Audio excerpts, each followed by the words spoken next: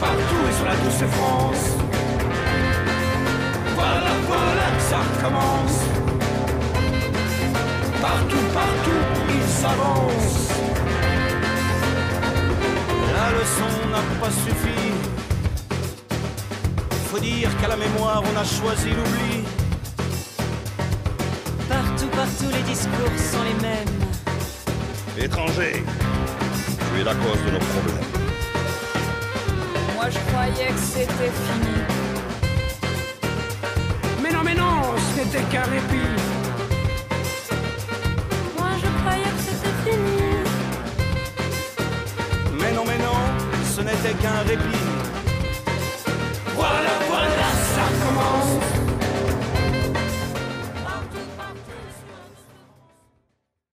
On va partir à Vénissieux en 83, 81-83, les rodéos.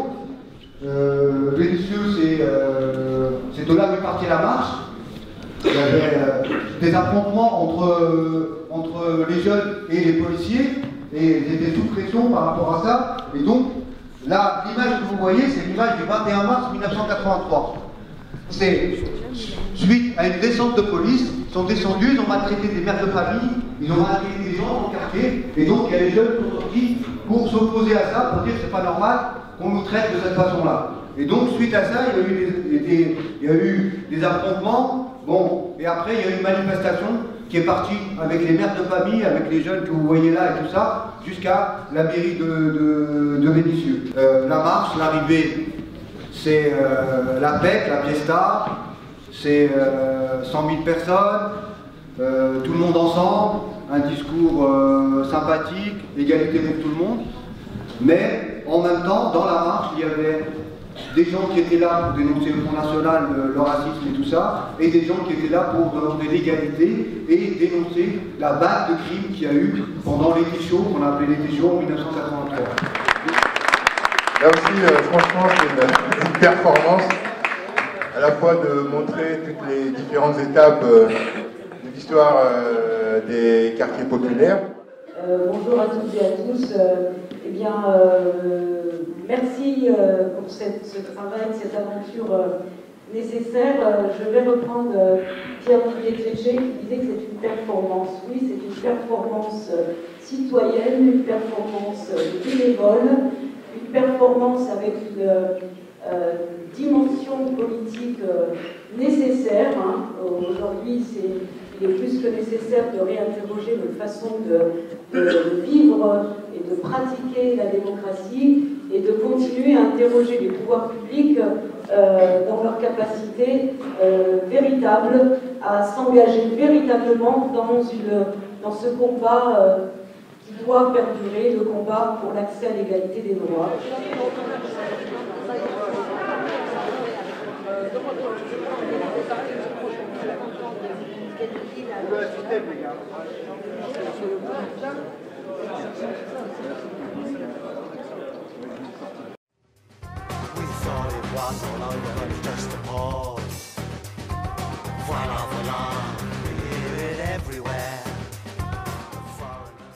Dans un premier temps, je vais vous demander pourquoi vous vous êtes engagé là-dedans. Je vais faire rentrer à la gauche. Voilà, je suis l'un des 32 marcheurs en 1983. En 1983, j'avais 18 ans. Et à cette époque-là, il y a Tony, Jamel et quelques-uns qui sont venus nous voir, parce qu'à l'époque, je suis né à Villefranche. Et ils sont venus nous voir et ils nous ont dit si ça vous dit de faire une marche avec nous toute la France à pied contre le racisme et surtout qu'ils arrêtent de tuer des êtres humains, parce que tous les jours on entendait des êtres humains qui se faisaient tuer par le crime raciste. Et ça nous a touché à cœur. On pensait à nos petits frères, on pensait comment on est né en France, nous, et qu'on nous tire dessus, et qu'on était devenus des cibles en France. Et on traverse toute la France à pied. Et c'est là qu'on a vu, on a traversé 152 000 à pied, on a vu toute la France qui était mobilisée jusqu'au 3 décembre. Voilà. Et ce que je voulais dire, c'est que 30 ans après, rien n'a changé. Moi, ce pourquoi je me suis engagé, c'est à cause de tout ce qu'on subissait, même jeune, quoi. On habitait, la cité transit du temps vert, mais c'est tout ce qu'il y avait derrière. On mettait les gens dans le transit, soi-disant pour patienter quelques années, le temps d'apprendre à servir un robinet, le temps d'apprendre à servir un robinet et une prise électrique. Parce que c'était très compliqué. Donc il fallait s'adapter pendant toute cette période-là et ça a duré très longtemps. Et comme il l'a expliqué tout à l'heure pendant l'exposition, nos parents n'étaient pas des locataires, étaient des sous-locataires. Et on peut rajouter encore une chose, c'est que les gens qui étaient souvent les gardiens dans ces cités, on les avait mis là parce qu'ils avaient servi pendant la période de la guerre d'Algérie. Entre parenthèses, ils connaissaient bien l'autochtone. Donc, comme ils connaissaient bien l'autochtone, ils l'ont mis là, ils parlent des fois un peu arabe. Dès qu'on parle avec lui un peu en le regardant, il dit je vais dire à ton père. Jusqu'à un jour, on lui a dit tu vas pouvoir le dire à qui tu veux, mais tu ne peux plus rester dans la cité suite aux événements qu'il y a eu en 82, la mort d'Abdelbi Guénia. Et je dois dire que j'aurais pu très bien ne pas être là, à ce moment-là. J'étais parti en Algérie faire mon service national, et c'est comme quoi la vie elle est faite comme ça, et je suis revenu. Et le soir où il a été touché, un copain avec qui j'étais en Algérie fêtait le fait aussi, lui, d'avoir été exempté. Il faisait un couscous. Et on fumait une cigarette, et on a vu un attroupement. Et je dois dire que ça a été d'une violence, on se connaît depuis qu'on est petit, quoi. Donc d'une violence inouïe, hein, sans parler de ce que nous on voyait à la télé. Hein, parce que, bon, on voyait ce qui se passait, on voyait que à chaque fois on était les méchants, quoi. On était responsables de tout. D'ailleurs même, je pourrais vous faire après tout à l'heure, la manière dont on peut parler des jeunes des quartiers et les vocabulaires utilisés. L'évolution du vocabulaire quand on parle des quartiers populaires et des enfants d'immigrés. Peut-être tout à l'heure. Mais en ce qui me concerne, avec les gens de la cité, du comité Gutenberg, on est venu au quartier Montmousseau, au moment de la grève de la faim. On est venu soutenir, parce qu'on savait aussi que la pression policière, il fallait aussi leur montrer qu'aussi d'autres gens ailleurs étaient solidaires avec eux de ce qui se passait par rapport à ce qu'il a raconté là. Donc, aller dans les partis politiques, pourquoi faire? Changer à l'extérieur, une copine vient de dire qu'elle pense qu'on peut changer les partis politiques qu'à partir de l'extérieur. Parce qu'une fois que le lavage du cerveau est fait, une fois que vous ne représentez rien, une fois que le rouleau compresseur est passé, ça veut dire que vous ne représentez que votre propre intérêt, et intérêt immédiat, et peut-être un petit intérêt d'un petit groupe. Mais vous ne représentez pas la revendication légitime de la gestion néocolonialiste que ce pays fait aux anciens, aux nouveaux, aux jeunes ou moins jeunes. Vous ne les représentez pas, ces revendications-là. Par contre, dans des assemblées françaises, on sait très bien qu'ils sont organisés par lobby, on sait très bien qu'ils sont organisés par des groupes socio-professionnels, on sait très bien qu'il faut des lois qui les concernent, des lois qui sont à leur avantage aux groupes qui les amènent au pouvoir. Les nôtres, ils font quoi? On a quelques-uns à l'Assemblée générale, à l'Assemblée nationale. On prend un cas comme Hamadi ou même Malik Boutir. Ils ne représentent pas la communauté. Qu'est-ce qu'ils défendent à l'intérieur de l'Assemblée générale sur les questions de la transformation sociale? Et c'est ça le problème.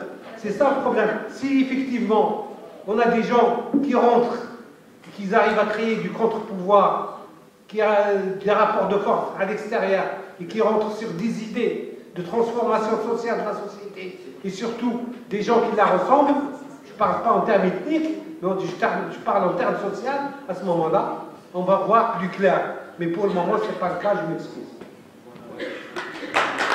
On nous a vu débarquer en mairie comme s'ils avaient vu des extraterrestres.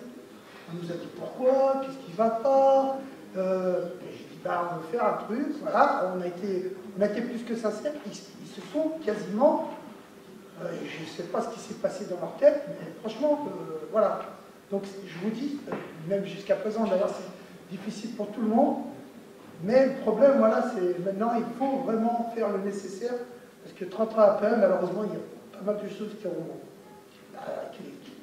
qui avancent pas, qui sont figées. Donc, alors pour faire bien de leur côté, hein, c'est dire oui, mais vous savez, on va essayer de se. Voilà. Alors c'est le cinéma en perpétuel, et vas-y, bon, bref.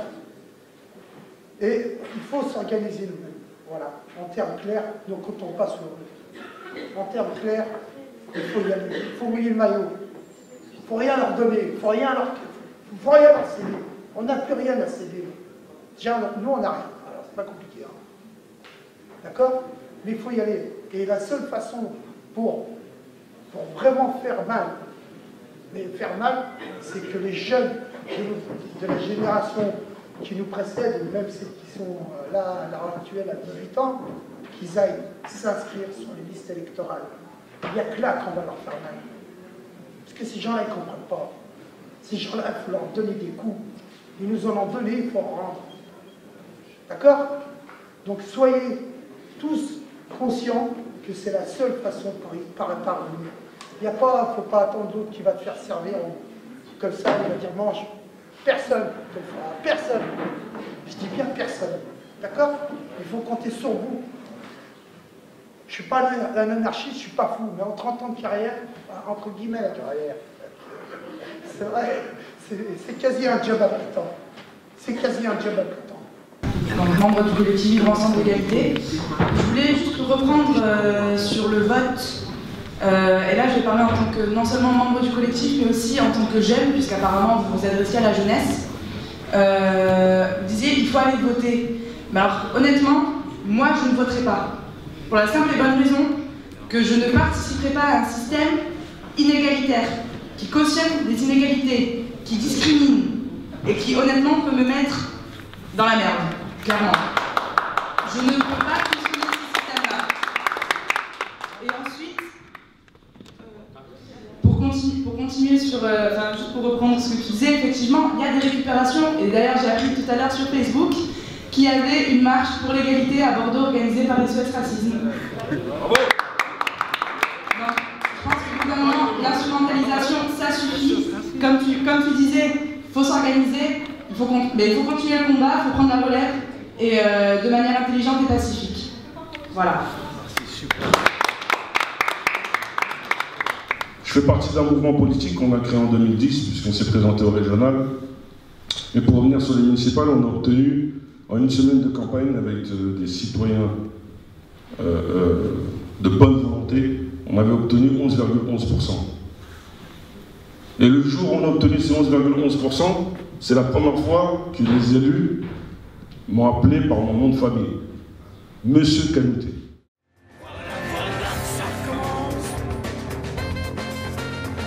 Partout et sur la douce France.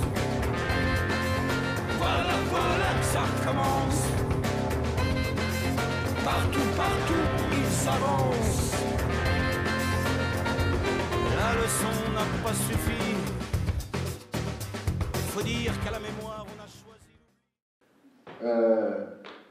Parce que, à un moment donné, il fallait créer un rapport de force à un niveau local et à un niveau national.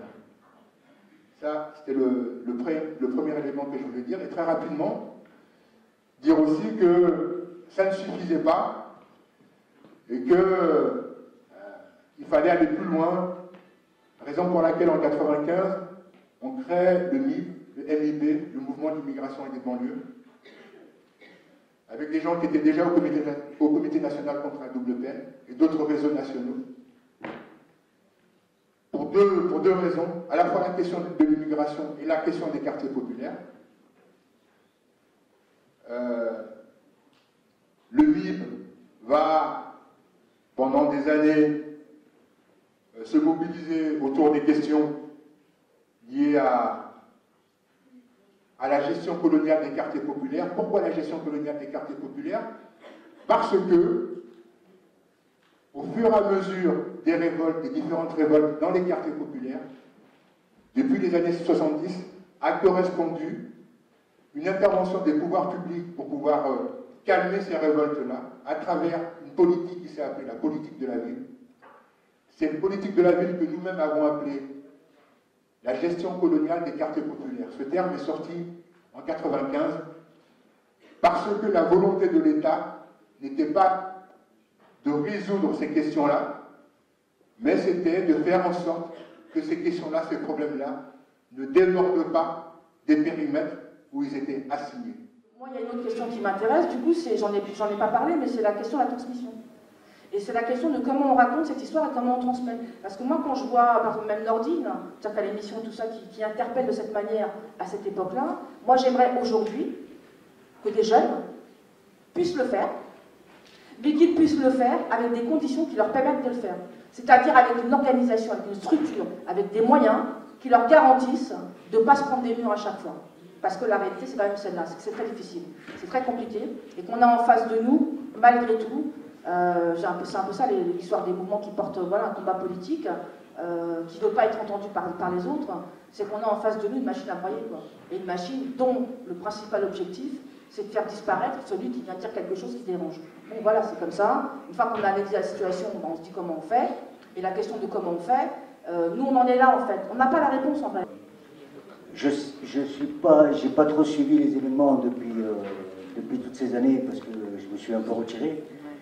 Mais ce que je voulais dire simplement, c'est que on arrive à une ère où, en fait, quand on a fait la marche, la première chose qu'on a fait, c'était pour tout ce qui était crime.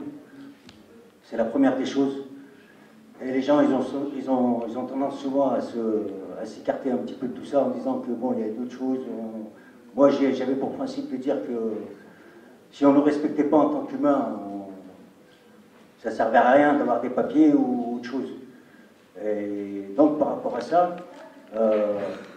depuis 30 ans, moi, ce que je pense, enfin, c'est mon avis personnel, depuis 30 ans, ce que je pense, c'est que on a eu, la seule réponse qu'on a eue du gouvernement, c'est la carte de résidence et la politique de la ville, enfin le ministère de la ville, entre guillemets. C'est que le sentiment d'abandon a frappé les quartiers. Donc les quartiers se sont ghettoisés, malgré donc le dispositif politique de la ville. Les gens se sont retrouvés livrés à eux-mêmes. Et les élus ont continué à faire leur travail. Aujourd'hui, qu'est-ce qui rassemble la droite et la gauche? Pour ne pas traiter les questions de fond, comme la pauvreté, le chômage, etc., vous savez, ils font le plus simple. Ils sortent sur la vague sécuritaire, c'est tellement facile.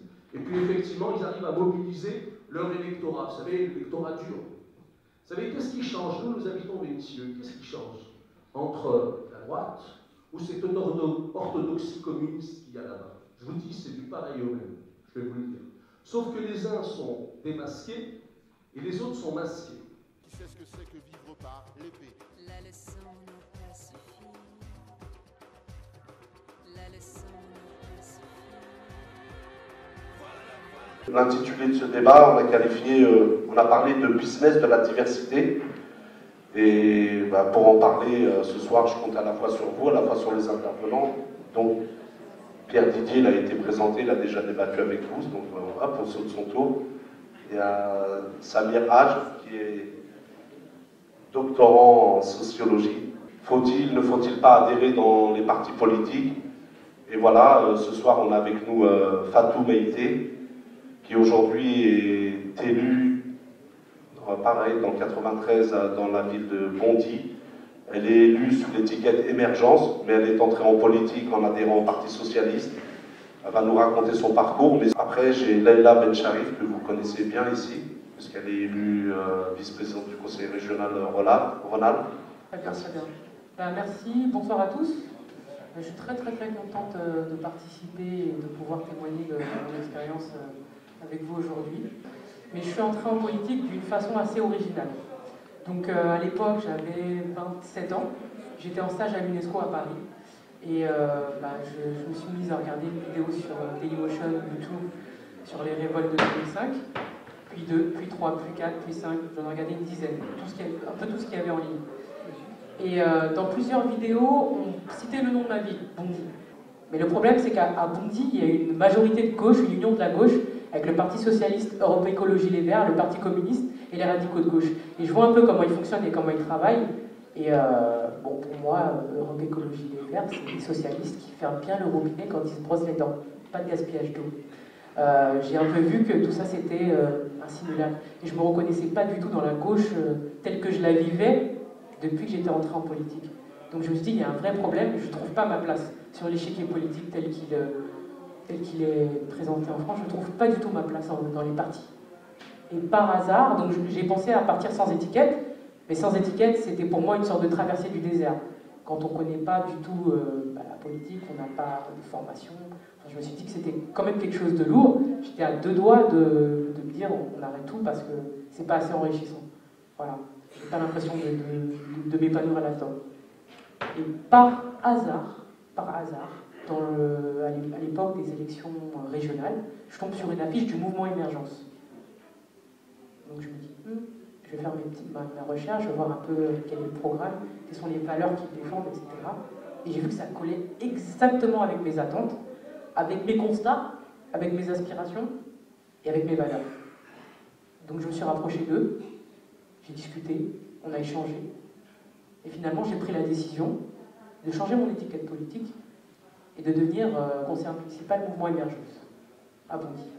Les autres, et c'est la seule chose qui m'a fait adhérer en 2010, parce que j'ai dirigé la liste des régionales dans le département de la Loire, la seule chose qui m'a fait entrer, et j'avais d'autres propositions, et je suis à peu près fidèle à mes idées, à mes valeurs. Je me présente souvent comme une militante de gauche. C'est vrai que parfois je sais que c'est pas facile de définir ce truc-là, mais bon, ça m'appartient. Le seul truc qui m'a fait franchir le pas en 2010, c'est quand Europe Écologie Les Verts décide d'ouvrir 50% de ses listes à la société civile et à des gens qui ne sont pas forcément encartés, qui ne sont pas encartés. C'est ce truc-là qui, pour moi, dans mon histoire personnelle de militante engagée, politique aujourd'hui, c'est ce truc-là qui m'a fait franchir le pas. Et en tant qu'élu aujourd'hui, je sais qu'on a quand même, j'ai une marge de manœuvre, j'appartiens à une majorité régionale, une majorité de gauche et écolo. Je sais très bien qu'en étant vice-présidente, en ayant un budget à disposition, eh ben je sais très bien qu'on peut accompagner des collectifs, des projets, etc. en Rhône-Alpes. C'est un bel exemple, Agora Valeurs des quartiers. Et finalement, cette question de la diversité, elle pose finalement un rejet, un problème d'ouverture de ces organisations assez fort, et pour des raisons qui sont diverses. Je ne pense pas que la question seule, par exemple, du racisme explique l'absence ou la non-présence de minorités politiques. Et là, je parle de manière large, je ne parle pas juste minorité raciale, ou minorité sexuelle, minorité religieuse, etc. Ce problème-là, il se pose aussi parce qu'il y a des logiques de fonctionnement de partis, où effectivement, comme le rappelait finalement Fatou tout à l'heure, on dit mais d'abord, il faut prendre la carte. Avant tout, déjà, après tu prends la carte, après on discute, par exemple. Ou d'autres logiques de fonctionnement qui sont peut-être qu'il a interpellé un élu quand il a présenté le profil, c'est dire j'ai pas d'expérience. Super, on a quelqu'un finalement qu'on va entre guillemets pouvoir ou formater ou entre guillemets, bon, j'aime pas le terme, mais on va dire voilà, emmener sur certains postes où les responsabilités finalement sont moindres ou quelqu'un qui sera moins revendicatif, tout simplement. Donc là aussi, cette question-là, elle pose aussi une autre question, ça veut dire est-ce que, parce qu'on va avoir la représentativité entre guillemets de cette diversité, parce que ça porte aussi ça, est-ce que parce qu'on aura cette représentativité dans les partis, ça va changer leur programme politique? On nous dit allez prendre vos cartes de vote et tout. Ce que je peux comprendre, hein, attention, je le comprends et tout. Mais quand on dit allez prendre vos cartes de vote, c'est-à-dire quand les gens ils nous disent allez prendre vos cartes de vote, il faut voter, on n'a pas le droit de tenir un discours comme ça, c'est dangereux. C'est dangereux de dire aux jeunes allez prendre vos cartes de vote pour aller voter, sans leur expliquer pour qui, pourquoi et comment. Oui, l'associatif c'est fini, il faut passer à la politique. Pour faire quoi? Pour aller se battre pour le Parti Socialiste, le NPA ou je sais pas quoi, des gens qui n'en ont rien à foutre des problématiques des quartiers et des problèmes que les gens peuvent subir dans les quartiers. Nous, on est une association sur Montpellier, je suis désolé, mais je mets au défi n'importe quel parti, n'importe quelle personne qui s'engage en politique, d'avoir gagné des batailles qu'on a menées sur Montpellier. Pourtant, on est une petite association, c'est pas un parti politique. Maintenant, je veux bien entendre qu'il faut s'engager politiquement, parce que les problèmes, ils sont politiques, mais ça passe d'abord par les discussions entre les gens dans les quartiers, chose qui ne se fait plus, à la différence des années 80, c'est que dans les années 80, les gens, il y a une différence entre les années 80 et aujourd'hui. C'est que dans les années 80, la classe sociale, dans les quartiers, les gens, ils étaient tous au même niveau. Aujourd'hui, ça fait ça. Moi, pour conclure, c'est vrai que, en vérité, je trouve qu'on s'est souvent retrouvés seuls. On s'est souvent retrouvés seuls et isolés dans nos luttes, dans les quartiers, dans nos villes. Et je trouve que c'est vraiment important des gens qui prennent la peine de prendre de leur temps, de leurs moyens, pour organiser ces 2 jours, pour poser la question du collectif. Et c'est à eux que je voudrais rendre hommage, parce que c'est ce collectif-là qui nous donne, c'est l'idée de ce collectif qui nous donne espoir. Il y a des gens aujourd'hui, on a cité l'association Valeurs des quartiers, mais il y a aussi des gens qui viennent de différents endroits, de Montpellier, l'association Justice pour le Petit Bar, l'espace Vêtements du Cœur, le Forum social des quartiers populaires, le réseau. Il y a aussi des gens, moi je suis originaire d'ici, il y a des gens qui étaient des camarades de lutte, qui auraient pu être là avec nous, et qui sont morts, qu'on a perdus dans différentes circonstances, et je pense à eux.